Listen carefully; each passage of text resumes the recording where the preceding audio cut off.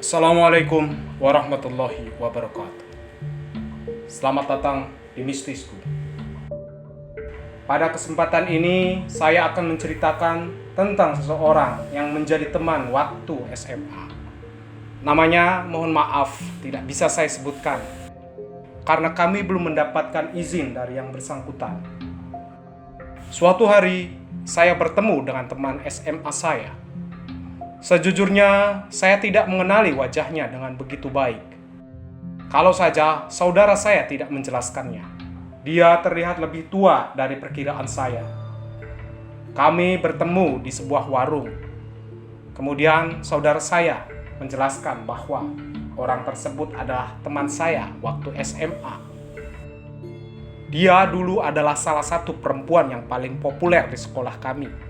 Dulu, sewaktu SMA, kami duduk satu meja.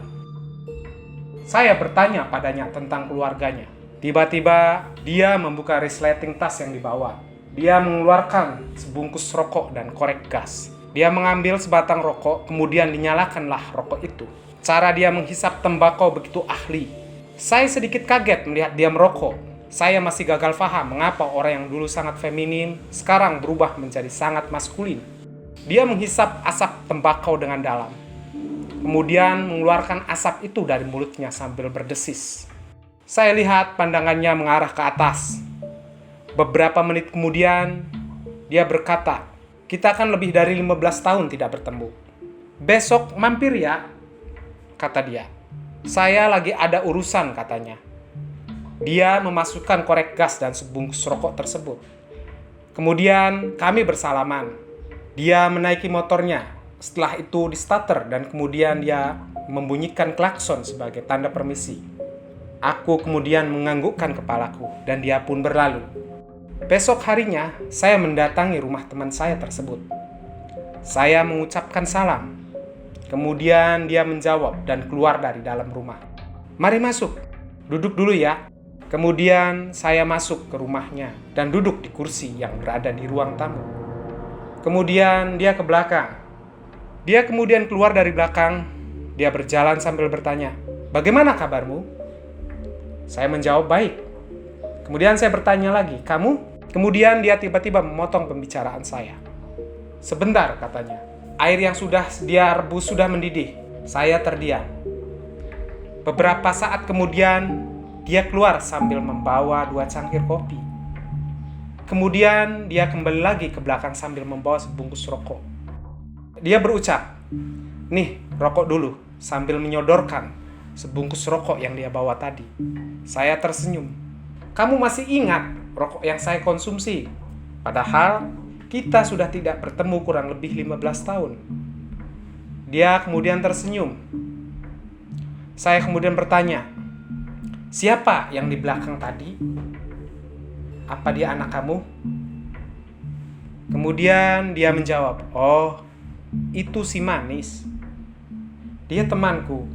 Kemudian aku bertanya padanya, "Anak kamu ada berapa?"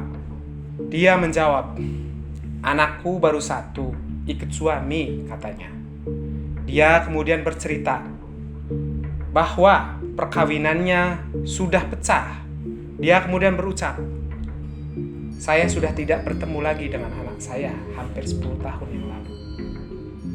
Mantan suami saya melarang saya menemui anak saya.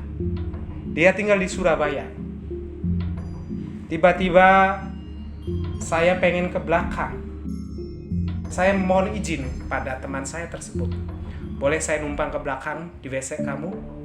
"Oh, silahkan," katanya. Dia kemudian memberi petunjuk. "Sebelah dapur aja ya." Kemudian saya bergegas ke WC.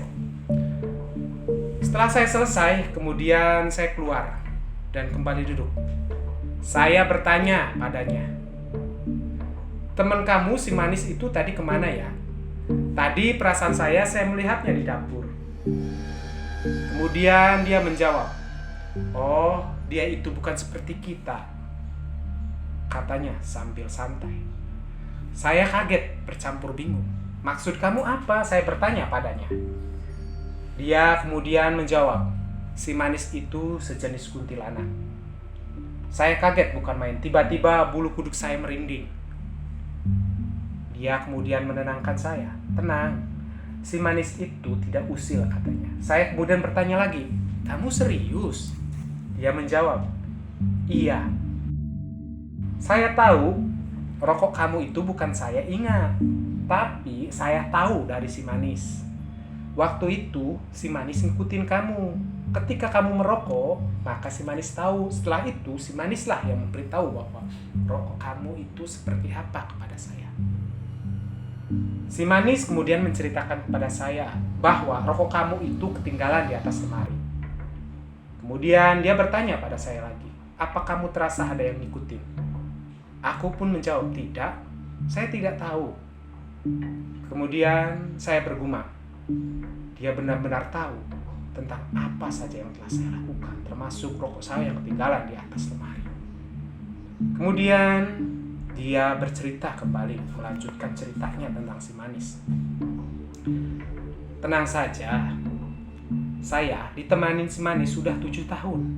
3 tahun saya berpuasa supaya bisa menahan rasa sakit dan kangen sama anak saya. Si manis ini datang diutus oleh Ratu Kidul untuk menemani saya dalam kesendirian saya. Dia menceritakan bagaimana ia bertahan menjalani hidup tanpa orang yang ia sayangi. Kemudian dia juga menceritakan bahwa saya serasa membeku, tidak mampu berkata-kata. Tiba-tiba jari saya terasa panas. Saya baru sadar, ternyata rokok yang ada pada sela-sela jari saya sudah sangat dekat dengan kulit saya, sehingga bara rokok itu menyengat kulit saya. Segera saya mematikan rokok tersebut di permukaan aspal.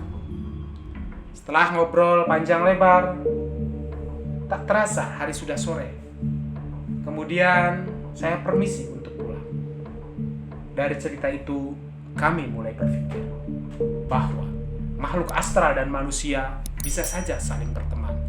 Terlepas dari semua hal itu, kami tidak pernah tahu seperti apa sebenarnya dan senyatanya hubungan manusia dengan makhluk astral tersebut. Terima kasih sudah menyaksikan konten mistis kami. Sampai jumpa pada konten mistis kami selanjutnya. Wassalamualaikum warahmatullahi wabarakatuh. Salam mistisku.